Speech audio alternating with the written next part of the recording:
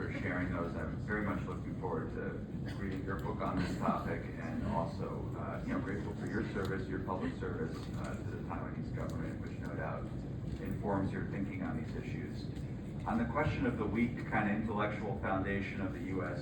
strategy, I take that point. I'm reminded of a story about an Irishman who is walking across Ireland on the road to Leeds, the city of Leeds, and he asks someone for directions on how to get to the city of Galway, all the way on the other side of the country. And the person says to him, well, I wouldn't start from here. I wouldn't start from where you are. You're in the wrong place. And I think you're right that U.S. policy and strategy has made a number of errors over the years in sort of judging the fundamental nature of the challenge posed by China in the world, and is now in a period of trying to adjust and recalibrate. And it's going to take some time, I think, to get it right. I think another point worth mentioning here is the challenge posed by multiple conflicts in the world. So this is a description of the problem, not an excuse. I just want to be clear that I share your view on this issue.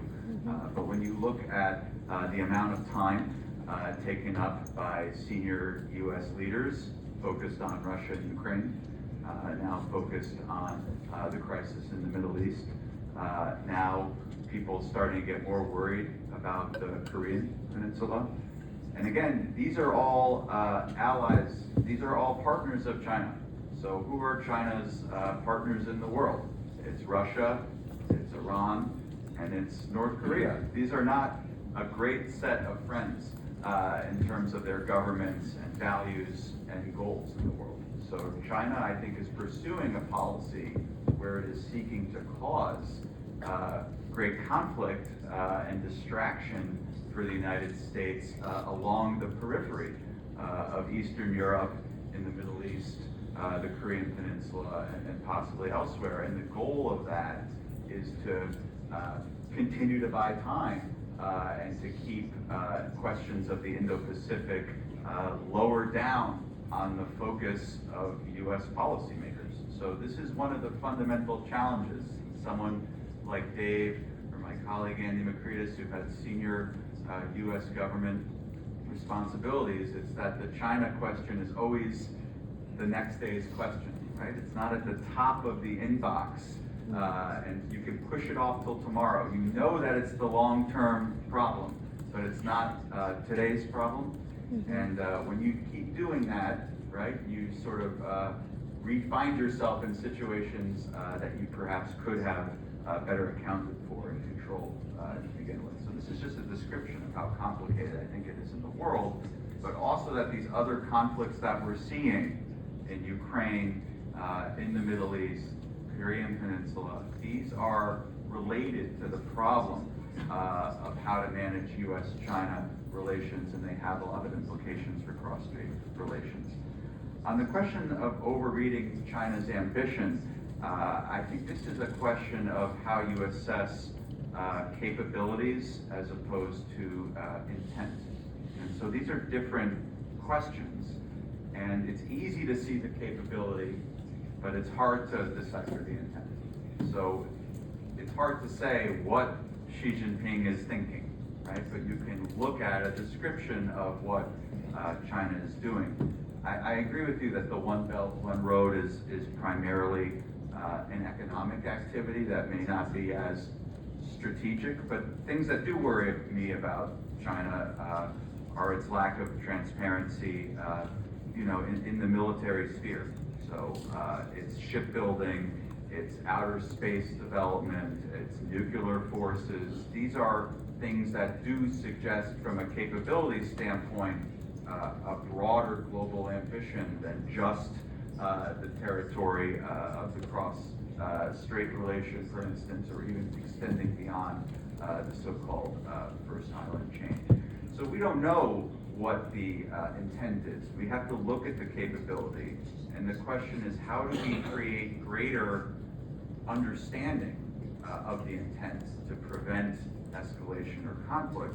And here, I think it's just important to remember that the PRC has been very untransparent, huge lack of transparency in terms of its intent in the military sphere. And so it does not publish a national security strategy. It does not, engage in a lot of openness and dialogue about its military activities. And again, this is the sort of thing, the lack of transparency combined with only an ability to assess the capability, that I think creates a lot of increased worriness in the United States and can lead to potential escalation in the relationship.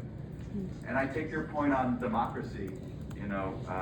Former UK Prime Minister Winston Churchill said democracy is the absolute worst form of government ever invented in the world, except every other form of government that he had seen and witnessed, right? So democracy is very messy.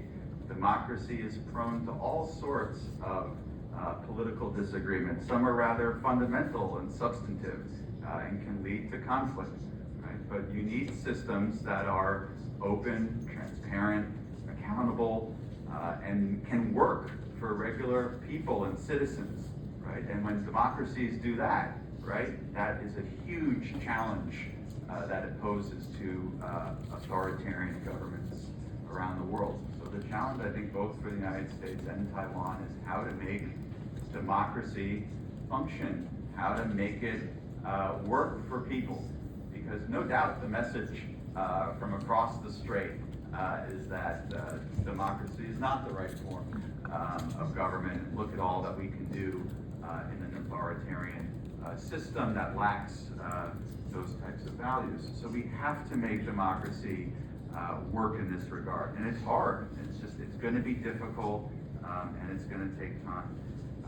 On the question of the will to fight, people in this room are a better judge than me on that question. I will just say that we spent earlier this week at a tabletop exercise organized by Admiral Richard Chen, Legislator Chen, and the Taiwan Center for Security Studies, that was really focused on building societal resiliency, reviewing a number of scenarios, again, not in the purpose of being provocative, but in the purpose of creating a public awareness that can lead to strengthening of resilience in Taiwan, and appreciation for the threat, and creating a world where conflict is less likely, right? So I think a scenario where China assessed that Taiwan people were less willing to resist, that it would not look like Ukraine, that it would look more like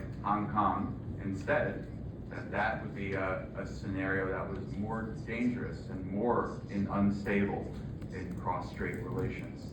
So the challenge here is, how do you build an awareness about the threat without overhyping it, right? And I think you're right to suggest that we don't want to be too alarmist, because that might create the opposite unintended consequence of fueling the problem.